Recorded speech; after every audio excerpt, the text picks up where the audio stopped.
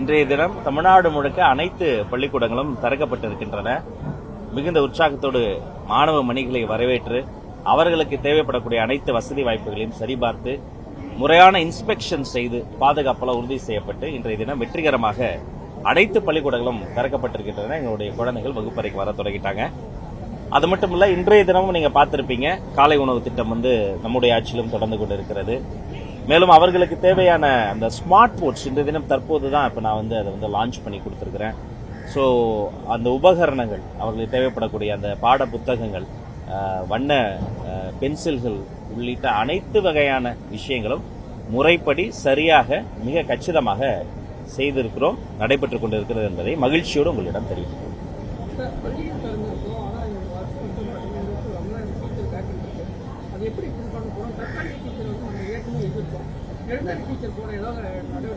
ஏற்கனவே ஒரு முறை நான் குறிப்பிட்டதை போல தென்னந்தர் அங்கங்கு எப்போது என்னென்ன பணியிடங்களை நிரப்ப முடியுமோ அதையெல்லாம் துறை சார்ந்த நடவடிக்கையின் மூலமாக செய்து கொண்டிருக்கிறார்கள். ஆனா சில விஷயங்கள் நீதிமன்றத்தில் இருக்கு. இருந்தாலும் சில விஷயங்களை சட்டப்பூர்வமாக அணுகணும், சில விஷயங்களை மனிதாபிமானத்தோடு அணுகணும். அதையெல்லாம் கலந்து ஆலோசித்து முறைப்படி கவுன்சிலிங் எல்லாம் ஏற்பாடு செய்யப்பட்டு முறைப்படி கூட்டங்கள் நடத்தி அந்த இடங்களும் நிரப்பப்படும் என்பதை தெரிவித்து ஒவ்வொருத்தரா போதிய பாதுகாப்பு பள்ளிக்கூடத்தில் மடிக்கடி இன்னும் நிறைய திருப்பி போயிருக்கு. ஒரு 100-200 இந்த மாதிரி திருப்பி போயிருக்கு. அது போதுமான பாதுகாவலர்கள் போடப்படுமா? இல்ல, அதை பற்றி குறைகள் முறைப்பாடு செய்யப்படுகிற பொழுது அவர்கள் மீது கடுமையான நடவடிக்கை எடுக்கும். இது அந்த குழந்தைகளுக்கு சொந்தமானது. அதுல எங்களுக்கு காம்ப்ரமைஸே ஆக மாட்டோம். அது மட்டும் கிடையாது, எந்த வகையிலையும் அங்க எந்த ஒரு திருட்டு சம்பவமோ அசம்பாவிதமோ நடைபெறாம இருக்கணும். அங்கொன்றும் இங்கொன்றும் நடைபெற்றால் கூட உடனடியாக அது என்னுடைய கவனத்துக்கு கொண்டு வரப்பட்டு கடுமையான நடவடிக்கைகள் எடுக்கப்படும் என்பதை உங்கள் மூலமாக தெரிவித்துக் கொள்கிறேன்.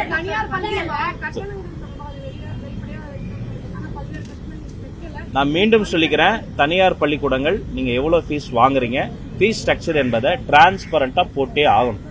உங்க வெப்சைட்ல நீங்க டிரான்ஸ்பரண்டா போட்டீங்களா அப்படிங்கறத நானும் செக் பண்ணிக்கிட்டே இருப்பேன். இது இந்த குழந்தைகளினுடைய, இந்த மாநிலத்தினுடைய மண்ணின் மகன்களின் மகள்களினுடைய வாழ்க்கை. அது நீங்க கொஞ்சம் புரிஞ்சுக்கணும். கண்டிப்பாக அது ஃபீஸ் ஸ்ட்ரக்சர் என்னங்கிறத டிரான்ஸ்பரண்டா போட சொல்லி நான் உத்தரவு போட்டுட்டு அதை நீங்கள் கடைபிடிக்க வேண்டும் என்பதை கேட்டுக்கொள்கிறேன்.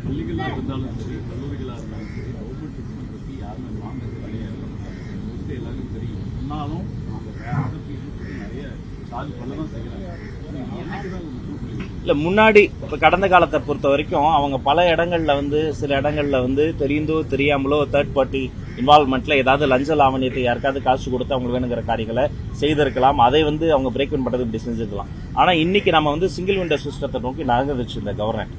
இந்த கவர்மெண்ட்டை பொறுத்த வரைக்கும் பொலிட்டிக்கல் இன்டர்வென்ஷன் இருக்காது, தேவையற்ற அந்த லஞ்ச லாவணியம் இருக்காது. அப்ப அவங்க எதுல போக்கஸ் பண்ணோம்னா இந்த டிரான்ஸ்பரண்ட் கவர்னன்ஸ்ல நாங்க எப்படி போக்கஸ் பண்றோமோ அப்ப எங்களுடைய பங்குதாரர்களாக இருக்கக்கூடிய அந்த பிரைவேட் ஸ்கூல்ஸ் அதில் நீங்க கான்சென்ட்ரேட் பண்ணணும். டெஃபினட்டா நீங்க டிரான்ஸ்பரண்டா போடுங்க. அப்போதும் உங்க என்ரோல்மெண்ட் நல்லா இருக்கும், இன்னும் உங்க மீது மதிப்பு கூடும், மக்கள் அதை கொண்டாடுவாங்க.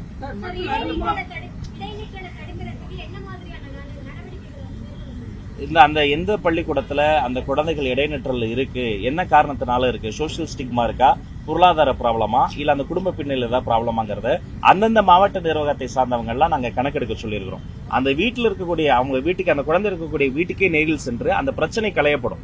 அவர்களுக்கு ஏதாவது ஒரு பொருளாதார உதவியோ இல்ல வேற ஏதாவது சமூகம் சார்ந்த பிரச்சனை இருந்தா அதை பேசி சரி செய்யப்படும்.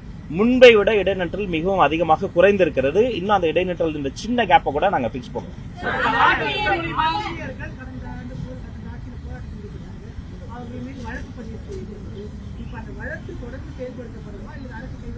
இல்ல, வழக்குல 2 வகை. ஒன்னு, நேரடியாக நீதிமன்றத்தை அணுகிற பொழுது அது நீதி பரிபாலனத்துல நம்ம தலையிடக்கூடாது. அங்க போய் முறைப்படி அந்த வழக்குல நம்ம என்ன சொல்லணுமோ அதை பேசி அவர்கள் கூட தான் நாங்க நிக்கிறோம்.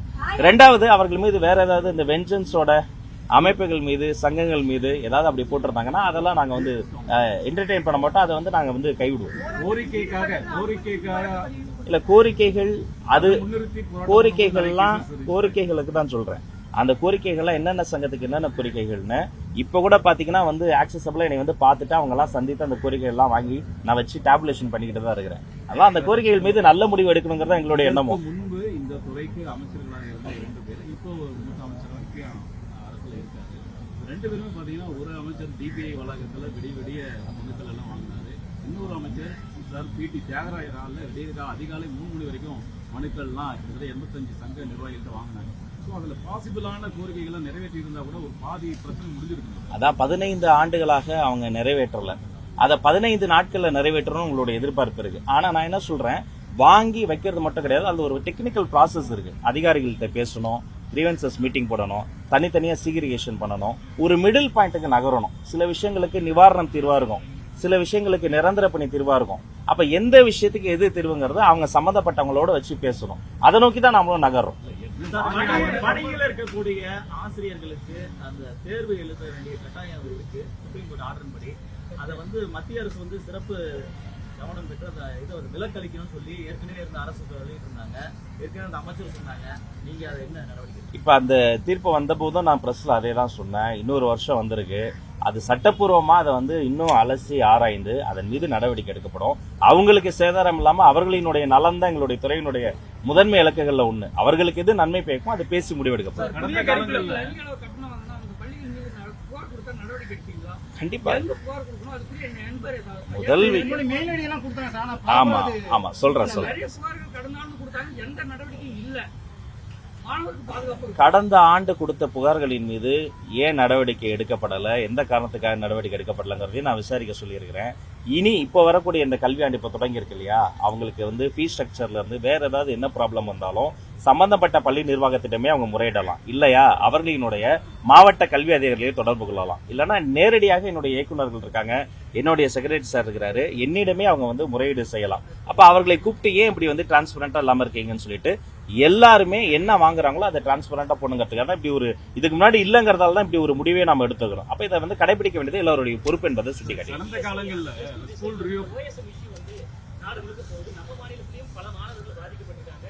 ஒவ்வொரு நாளைக்கும் அதுல பிரச்சனை அந்த மாணவர்கள் உயர்கல்விக்கு போறது மிகப்பெரிய ஒரு சவால் இருக்கு. இந்த பிரச்சனையை தமிழக பள்ளிக்கல்வித்துறை எப்படி கையாளுது? எந்த மாணவர்களுங்க? சிபிஎஸ்இ பொறுத்த வரைக்குங்க இப்ப நம்மளுடைய இதுல அவங்க வரல, இருந்தாலுமே அவர்களும் எங்களுடைய மாணவர்கள் தான். இப்ப அவங்க சம்பந்தப்பட்ட விஷயத்தையும் நான் ஆபீஸ்ல சந்தித்து அவர்கள் சம்பந்தப்பட்ட மனுக்களையும் வாங்கியிருக்கிறேன். இப்ப நம்முடைய பவுண்டரிக்கு உட்பட்டு அவர்களினுடைய பிரச்சனைகளையும் நம்மளால என்னென்ன இன்வால்வ்மெண்ட் பண்ணி அதெல்லாம் சரி செய்ய முடியுமோ அதெல்லாம் நம்ம டிஸ்கஸ் பண்ணிட்டு இருக்கிறோம்.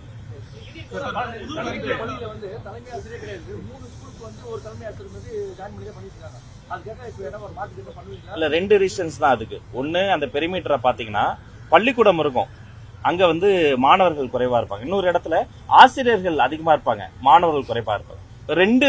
ரெண்டு பேருமே கரெக்டான இத்தனை மாணவர்களுக்கு இத்தனை ஆசிரியர்கள், இத்தனை வகுப்பு வரைக்கும் 5th ஸ்டாண்டர்ட் வரைக்கும் 3rd ஸ்டாண்டர்ட் வரைக்கும் இவ்வளவு, 8th வரைக்கும் இவ்வளவு, அப்புறம் 9, 10, +1, +2க்கு இத்தனை மாணவர்களுக்கு இத்தனை ஆசிரியர் ஒரு ரேஷியோ இருக்கு. அந்த ரேஷியோ சரி செய்யப்பட்டாலே இந்த பிரச்சனை சரியும். அதற்கான முயற்சியும் செய்து கொண்டு ஒரு வகுப்புக்கு ஒரு ஆசிரியரா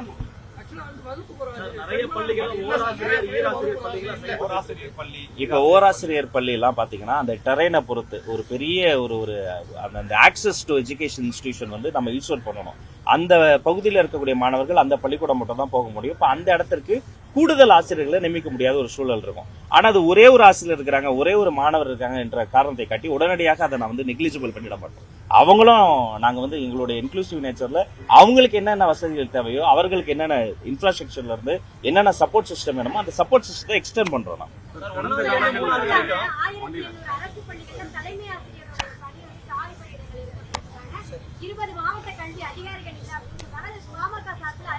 அந்த அறிக்கையை நானும் பார்த்தேன். காலி பணியிடங்களை நிரப்புவது உடனே காலி பணியிடங்கள் இருக்குன்னு உடனே போற்ற முடியாது. அதுல ஒரு நிர்வாக சிக்கல் வருது.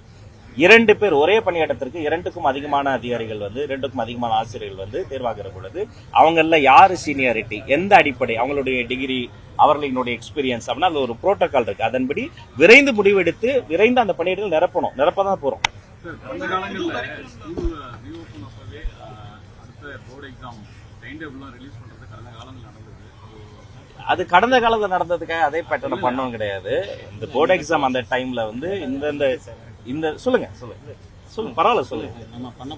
இல்ல அதுதாங்க அவர் ஏன் போன வாட்டி பண்ண மாதிரி இந்த வாட்டி பண்ணலன்றது, அது அவங்களுடைய அந்த பேட்டர்ன் அப்படியே ஃபாலோ பண்ணல ஒண்ணும் கிடையாது. அந்த போர்டு எக்ஸாம் விஷயத்தையும் நம்ம லான்ச் பண்ண தான் போறோம். அது பாப்பீங்க. இங்க டொனேட் பண்ணிருக்காங்க டிஜிட்டல் போர்டு. மற்ற அரசு பள்ளிகள்ல இருக்கக்கூடிய நிலைமை என்ன? கவர்மெண்டே ஏதாவது ஆல்ரெடி சப்ளை பண்ணிருக்குமா இல்ல ஷார்டேஜ் இருக்கா? இல்ல எல்லா பள்ளிக்கூடங்களையும் இப்போ நம்ம இதே மாதிரி மாத்தணுங்கிறது தான் நம்முடைய இலக்கு. ஒவ்வொரு ஸ்டெப்பா எடுத்து வச்சு நம்ம போயிட்டே இருக்கிறோம். ஒரே நைட்லயோ ஒரே நாள்லயோ எல்லா பள்ளிக்கூடங்களையும் மாற்றி விட முடியாது. ஆனால் ஒரு நாள், ஒரு நைட், ஒரு டேல இது நிச்சயமாக நடக்கும். அதை செய்வதற்காக தான் நாங்கள் வந்திருக்கோம். நன்றி.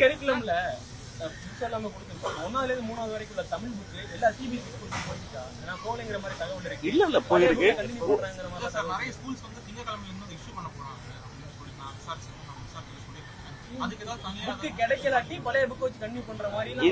இல்ல புக்கெல்லாம் போயிருக்கு. ஒருவேளை அவங்களுக்கு புக்கு கிடைக்கலன்னா உடனடியாக அந்த புக்ஸை வந்து கொண்டு போய் சேர்ப்பதற்கான லாஜிஸ்டிக்ஸ்ல ஏதாவது ப்ராப்ளம் இருந்தாலும் அதுவும் சரி செய்யப்படும். புக்கு போய் சேர்ந்துரும்.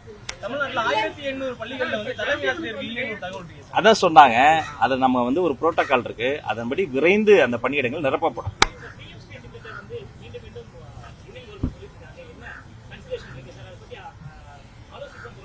ஆமா சார். அதாவதுங்க, நம்முடைய இருமொழி கொள்கையில எந்த வகையிலையும் நம்ம வந்து மாற போறதே கிடையாது. இது வந்து ஒரு பிடிவாதமோ விதண்டாவாதமோ கிடையாது. எங்க பிள்ளைகளுக்கு, இந்த நாட்டிற்கு, நம்முடைய கல்வி சூழலுக்கு அது தேவை. நாங்க வந்து தமிழ் மட்டும் தான் அப்படின்னு சொல்ல, அந்தந்த மற்ற மாநிலங்கள்லயும் அப்படிதான். அந்தந்த தாய்மொழியில ஒரு குழந்தை வேகமா கற்றுக்கொள்ள முடியும். சர்வதேச அளவுல கல்வி சார்ந்த நிபுணர்கள் சொல்வது அதுதான். ஒவ்வொரு குழந்தைக்கும் அந்தந்த குழந்தைக்கு அந்த தாய்மொழி மூலமாக தான் வேகமான கற்றலை, திறன் சார்ந்த கற்றலை நம்ம வந்து சாத்தியப்படுத்த முடியும். ஒரு குழந்தைகிட்ட வீட்டுல நம்ம எந்த மொழியில பேசுறோமோ வகுப்பறையில அந்த மொழியில பேசும் பொழுது அதோடைய சிந்திக்கும் ஓட்டம் வந்து சீராகும். நீங்க வகுப்புல வேற மொழியில பேசுகிற பொழுது அதற்கு ஒரு வயசு தேவைப்படுகிறது. அப்ப உலகத்தோடு தொடர்பு கொள்வதற்கு ஆங்கில மொழியை நம்ம பயன்படுத்துறோம். அதன் பிறகு அதுல பல்வேறு விஷயங்கள் இருக்கு. ஒரு 4-5 மேட்டர்ல நம்ம வந்து கான்ட்ரடிக்ஷன் இருக்கு.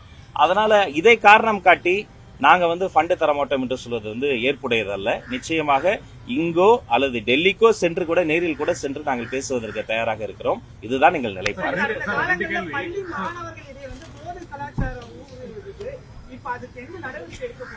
Thank you brother. முக்கியமான கேள்வி. என்னுடைய குழந்தைகளுக்கு நான் தான் சொல்வேன், கல்வியில் வெல்வதை விட ஒரு பெரிய போதை கிடையாது. நீங்க கல்வியில ஜெயிச்சா அப்பா அம்மாவுடைய வாழ்க்கை மாறும், வீட்டு சூழல் மாறும், நம்ம தலைமுறையே மாறும். வீடு மட்டும் கிடையாது, இந்த நாடே மாறும். அப்ப இந்த டிஸ்ட்ராக்ஷன்ஸ் எப்படி, ஒரு பள்ளிக்கூடம் வர வழியில இருக்கக்கூடிய பாதை, நம்மோடு பழகக்கூடிய சில நண்பர்கள் ஏதோ ஒரு வகையில பண்ற இன்ஃப்ளூயன்ஸ், அல்லது நம்ம கண்ணால் பார்ப்பது, வாயால் நுகர்வது, காதால் கேட்பது, இதை போன்ற விஷயங்கள்ல நம்மள வந்து பொல்யூட் பண்ணக்கூடிய விஷயங்கள், இதை விட்டு விலகி இருங்கள். உங்களுக்கு ஒருவேளை அப்படி யாராவது உங்களை வந்து அப்ரோச் பண்ணாங்கன்னா கூட உடனடியாக உங்கள் தலைமை ஆசிரியரிடம் நேரடியாக வந்து நீங்கள் வந்து கம்ப்ளைண்ட் பண்ணலாம். எந்த வகையிலையும் நம்ம வந்து அதை டாலரேட் பண்ண மாட்டோம். 0 டாலரன்ஸ் ஆன் ட்ரக்ஸ். இந்த ஒவ்வொரு கேம்பஸுமே ஒரு ட்ரக் ஃப்ரீ கேம்பஸாக, இந்த கேம்பஸ்க்கு வர பாதையே நாங்க வந்து ரொம்ப ட்ரக் ஃப்ரீ ஸ்பேஸாக மாற்றுவதில் கண்ணும் கருத்துமா இருக்கிறோம். ஒருவேளை அப்படி என் குழந்தைகளுக்கு சொல்றேன், யாராவது உங்களை அப்ரோச் பண்ணா கூட கவலையே படாதீங்க, ஸ்ட்ரெயிட்டா வாங்க, HM கிட்ட சொல்லுங்க, சம்பந்தப்பட்டவங்க அந்த இடத்துல இருக்கவே முடியாது.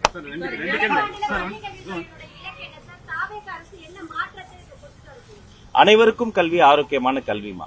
கல்வி என்பது வெறும் அதீத மூட நம்பிக்கைகளை மட்டும் கிடையாது, அறிவியல் சார்ந்ததாக இருக்கணும், திறன் சார்ந்த கல்வியா இருக்கணும், திறமைகளை வளர்க்கக்கூடிய கல்வியா இருக்கும். ஒரு குழந்தைக்கு ஆட வரும், பாட வரும், ஒரு குழந்தைக்கு பேச வரும், ஒரு குழந்தைக்கு தான் எழுத வரும். அப்ப ஆடவர குழந்தையை ஆடவும் பாடவும் பேசவும் அவர்களின் தனித்தன்மையை வளர்ப்பதற்குமான ஒரு கேட்டலிஸ்ட் தான் இந்த கேம்பஸ். கல்வி என்பது என்ன, வெறும் கட்டிடமா உபகரணமா கிடையாது. கல்வி என்பது இங்க இருக்கக்கூடிய இந்த டீச்சர்ஸும் அந்த ஸ்டூடெண்ட்ஸும் அந்த கற்றலை, அந்த கல்வியை அந்த குழந்தைகளை தருவதற்கான அந்த டீச்சர்ஸ் வந்து அதை மட்டும் போக்கஸ் செய்வதற்கு அவர்களுக்கு தேவையான வசதிகளை செய்து தந்திருக்கிறோம். இப்ப அந்த மாணவர்கள் தரக்கூடிய அந்த பயிற்சிகளை வாங்கி உள்வாங்கி அவர்களினுடைய திறமை வளர்த்துக் கொள்வதற்கு அவர்களுக்கு ஒரு என்ஹான்ஸ்டு ஒரு என்விரான்மெண்ட்டை தரும். ஒரு செடியில ஒரு பூ பூக்கலன்னா அது அந்த செடியினுடைய பிரச்சனை கிடையாது, அந்த என்விரான்மெண்ட், அந்த சாயில், அந்த மேன்யூர், அந்த தட்பவெப்பம். ஒரு பிள்ளைக்கு ஒரு குழந்தைக்கு பாடம் வரல, படிக்க வரலன்னா அது குழந்தையினுடைய பிரச்சனையே கிடையாது. அதோட என்விரான்மெண்ட், குடும்ப சூழல், கல்வி சூழல், வகுப்பறை சூழல். அப்ப இந்த குடும்ப சூழலையும் கல்வி சூழலையும் வகுப்பறை சூழலையும் மேம்படுத்தி இந்த கல்வியை சமத்துவமான கல்வியா, எல்லோருக்குமான சமூக நீதி கல்வியா, எல்லோரையும் உள்ளடக்கிய கல்வியா, இன்க்ளூசிவா. இப்ப சில இடங்கள்லாம் பாத்தீங்கன்னா புலி நடக்கும், என்ன உருவ கேள்வி நடக்கும், அந்த குழந்தையினுடைய ஒரு குழந்தைக்கு ஒரு தித்துப்பல் இருக்கும், ஒரு குழந்தையினுடைய நிறம், ஒரு குழந்தை எப்படி நம்ம வந்து உயர்கல்வியில ராகிங் அறவே ஒழித்தோமோ அதே மாதிரி இங்க இருக்கக்கூடிய இந்த பள்ளி கல்வியில அந்த குழந்தையை டிஸ்ட்ராக்ட் பண்ணக்கூடிய போதையாக இருக்கட்டும், மற்ற பொல்யூட் பண்ணக்கூடிய விஷயங்கள் இருக்கட்டும், அனைத்தையும் கலைந்து ஒரே இலக்கு, உன்னத இலக்கு, அனைவருக்கும் கல்வி, ஆரோக்கியமான கல்வியை நோக்கி நாங்க வந்து உடற்கல்வி உட்பட எல்லாத்தையும் சென்று சேர்றதுதான் எங்களுடைய இலக்கு. விரைவில் பட்ஜெட் செக்ஷன் ஆரம்பிக்க போகுது. ஹையஸ்ட் பட்ஜெட் அலோகேஷன் வந்து நம்ம ஸ்கூல் எஜுகேஷன் தான். இந்த முறை பட்ஜெட் அலோகேஷன் எவ்வளவு இருக்கு வாய்ப்பு இருக்கு? புதிய திட்டங்கள் ஏதாவது வரதுகள் வாய்ப்பு இருக்கா? ரெண்டாவது மேனிஃபெஸ்டோவில், உங்களுடைய மேனிஃபெஸ்டோவில் ஸ்கூல் எஜுகேஷன் ரிலேட்டடா நிறைய அறிவிப்புகள் எல்லாம் வந்திருக்கு. அது எப்போ இம்ப்ளிமெண்டேஷன் வருங்கிற எதிர்பார்ப்பும் நிறைய பேர் மத்தியில் இருக்கு. சின்ன திருத்தம் சகோதரருக்கு, ஹையஸ்ட் அலோகேஷன் சொல்லாதீங்க, மோஸ்ட் டிசர்விங் அலோகேஷன் சொல்லுங்க. இது ரிட்டர்ன் ஆன் இன்வெஸ்ட்மெண்ட் பாக்குற விஷயம் கிடையாது. ரூபா போட்டு 2 ரூபா எடுக்கிறது முதல் கிடையாது. இது லாப கணக்கு கிடையாது. இது என்னுடைய கடமை. இந்த குழந்தைகளுக்கு ஸ்பெண்ட் பண்ணாம நாங்க எந்த குழந்தைக்கு ஸ்பெண்ட் பண்ண போறோம்? இப்படி ஸ்பெண்ட் பண்ணப்பட்ட ஒரு கேம்பஸ்ல இருந்து தான் மயில்சாமி அண்ணாதுரை வந்தாரு, இஸ்ரோ சிவன் வந்தாரு, எங்க ஐயா கலாமே அப்துல் கலாமே அப்படிதான் வந்தாரு. அதனால இது மோஸ்ட் டிசர்விங் டிபார்ட்மெண்ட். இன்னும் கூட நிறைய தேவைப்படுது. இருக்கிறதே எனக்கு பத்தல, இன்னும் நிறைய தேவைப்படுது. அங்கங்க லீக்கேஜ் இருக்கு. அந்த லீக்கேஜ் எல்லாம் சரி செய்யப்படணும். ஒரு உதாரணம் சொல்றேன். காலை உணவுல ஒரு 10 பேர் சாப்பிடறாங்கன்னா அதற்கான ஒரு ஃபண்ட் அலோகேட் ஆகுது. ஆனா உண்மையிலேயே 10 பேர் சாப்பிடறதா கணக்கு கட்டிட்டு ஒருவேளை 8 பேர் தான் சாப்பிடறாங்க, 2 பேரை வந்து போகஸா கட்டிட்டாங்க, மிடில்மேன் ஏதோ பண்றாங்கன்னா அவங்க மீது கடுமையான நடவடிக்கை எடுக்கப்படும். உபகரணங்கள் கொடுக்கறதுல ஊழல் பண்றாங்க, டெண்டர்ல முறைகேடு பண்றாங்க, கடுமையான நடவடிக்கை எடுக்கப்படும். அலோகேஷன்ல, ரெனவல்ல, என்ஓசில ஏதோ ஒரு இடத்துல ஏதோ ஒரு பிரச்சனை இருக்குன்னா அந்த லீக்கேஜ் எல்லாம் தடுத்துட்டாலே போதும். இன்னும் கொஞ்சம் நிதி ஒதுக்கீடு இதற்கு வந்து அவங்க கொடுத்துட்டாலே போதும். ஒரு நாள் இந்த கல்வி கனவுகள் பலிக்கும். கல்வி சார்ந்து மேனிபெஸ்டோல சொன்னதும் இதே மாதிரி அதிகாரிகளினோடு கலந்து பேசி நிதி நல்கை பெற்று நிதி ஒதுக்கீடு பெற்று நிச்சயமாக நிறைவேற்றப்படும்.